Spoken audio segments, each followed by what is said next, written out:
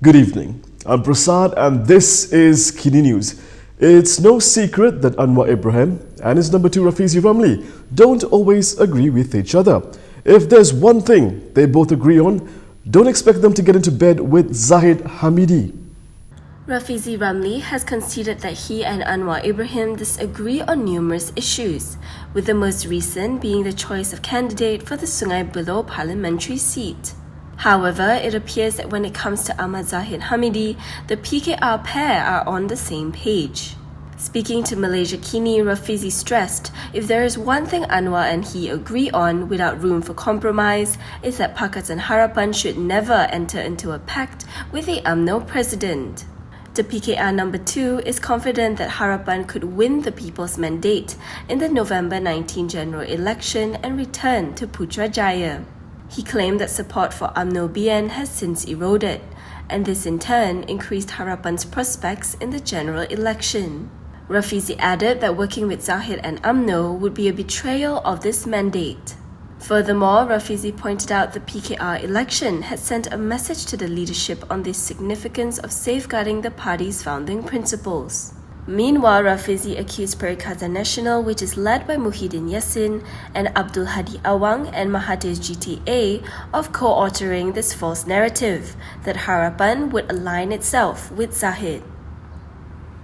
While Rafizi agrees that there are differences between him and the PKR president, in Umno, Ismail Sabri is attempting to display a more united front with his president, Zahid Hamidi. Ismail Sabri Yaakob said he has no disputes with Umno President Ahmad Zahid Hamidi, and the pair are on good terms. According to Bernama, the caretaker Prime Minister stressed that there is no split in Umno. He added that solidarity remained strong and Umno was unaffected by the negative perception created by its political rivals. After last Saturday's nomination process, the Umno Vice President reaffirmed that he is still BN's Prime Minister candidate. Speaking to reporters, he said there has been no decision from the Umno Supreme Council saying otherwise. He also pointed out that more than 156 out of 190 Umno divisions passed a motion to support him as the Prime Minister candidate. Ismail Sabri was responding to speculation that Zahid would become the Prime Minister if BN won the polls. Ismail Sabri's position was confirmed by Umno Secretary General Ahmad Maslan during a press conference today. Datuk Zahid telah menyatakan keputusannya bersama dengan Majlis Kerja Tertinggi bahawa calon Perdana Menteri ialah Datuk Seri Ismail Sabri. Jadi mereka ungkit-ungkit tentang perkara ini adalah satu perkara yang tidak wajar. Forget any possibility of Anwar Ibrahim working with Dr. Mahathir again at this point, because the PKR leader views his former boss as no longer relevant. Anwar Ibrahim has called former Premier Dr. Mahathir Mohamad and his party Pejuang's participation in GE15 as a tactic to split votes. According to the PKR president, Mahathir is no longer relevant in the country's political landscape. He then urged voters in Ladang to vote for Harapan. Anwar, who will be contesting in the Tambun parliamentary seat in GE15, also dismissed Mahathir's claims that he has a secret pact with BN chairperson Ahmad Zahid Hamidi, calling it slander. Mahathir's Pejuang will contest 161 parliamentary and state seats in GE15. Voters in Sungai Buloh are in a dilemma. While many would like to see Harapan capture Putrajaya, they also don't want to see Khairi lose. PKR stronghold Sungai Buloh in Selangor is now a hot seat. This is after outgoing Health Minister Khairi Jamaluddin was named the candidate for BN to contest there. Malaysiakini's visit to Sungai Buloh showed that many Pakatan Harapan supporters are having a dilemma. This is because they support PKR President Anwar Ibrahim as their Prime Minister's candidate but don't like to see Khairi lose.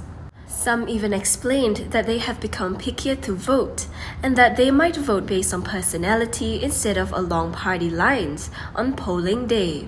As for Khairi, it didn't take long for him to work his charm, as right after the nomination process last Saturday, he hopped on a motorcycle and visited some UMNO veterans in Kampung Melayu, Subang Tambahan.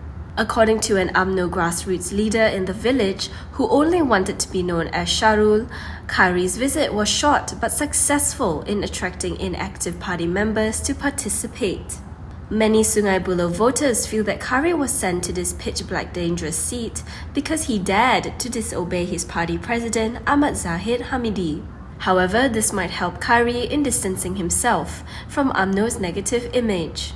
An UMNO supporter who chose to remain anonymous said he was campaigning for BN because his close relative is an UMNO leader. However, he chose to vote for Harapan on polling day, saying they are free to choose who to vote for. Meanwhile, voters from nearby polling districts are also in a dilemma on who to vote for, and decline to be any coalition's fixed deposits. November has just begun and floods are already affecting some parts of the country. Thunderstorms with heavy rain and strong winds are expected to occur in 7 states up until this evening. The states are Kedah, Penang, Pahang, Perak, Johor, Sarawak and Sabah. Various parts of southern Johor were hit by flash floods yesterday evening after hours of heavy rain. Johor Bahru incumbent Akmal Nasrullah Muhammad Nasir shared an encounter with religious school students in Kampung Dato Haja Hasna. They were considering wading through the flood waters but were convinced to seek shelter. In a Facebook post, he said 2 households in the neighborhood had to be evacuated as it was badly affected by the flash floods and their electricity was cut off. Akmal also apologized for not being able to visit all flood-hit locations. Among the other areas affected last night was Taman Sri Tabrau, where waters flooded some 40 homes. The Fire and Rescue Department, however, reported that there were no evacuations to flood relief centers from that neighborhood. Meanwhile, further north, the National Disaster Management Agency reported that as of this morning, 57 people from 18 families in Segamat were still at flood relief centers. Thian Chua's decision to contest against a PKR candidate in Batu may come as a surprise to some. However, many in the party knew it was going to happen weeks before nomination day.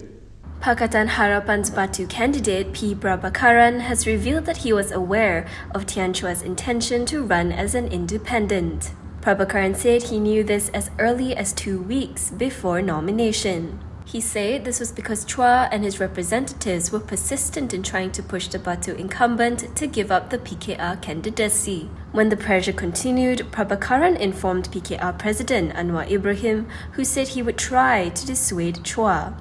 Speaking to reporters on the campaign trail today, Prabhakaran said talks with Anwar failed. In the fortnight leading up to nomination day last Saturday, Prabhakaran said Chua's representatives had reached out to his team to ask the incumbent MP to step aside. He added that there were arguments between Chua's team and his, where they were asking him not to contest. Prabhakaran has also found himself in the crosshairs of MIC for alleging the BN component party was willing to pay him millions of ringgit to get him to switch sides. Federal Territories MIC has lodged a police report against Harapan's Batu candidate P. Prabhakaran.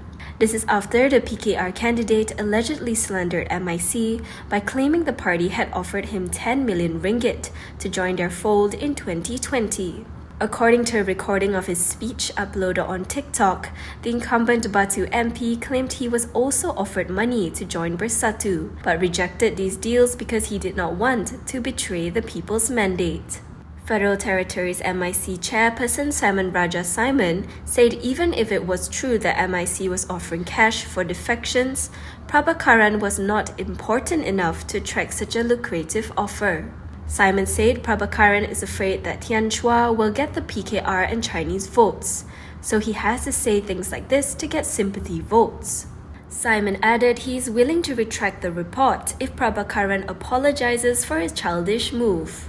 However, Prabhakaran stands by his statement and says he can furnish evidence of the offer. Police are investigating the matter under Section 500 of the Penal Code.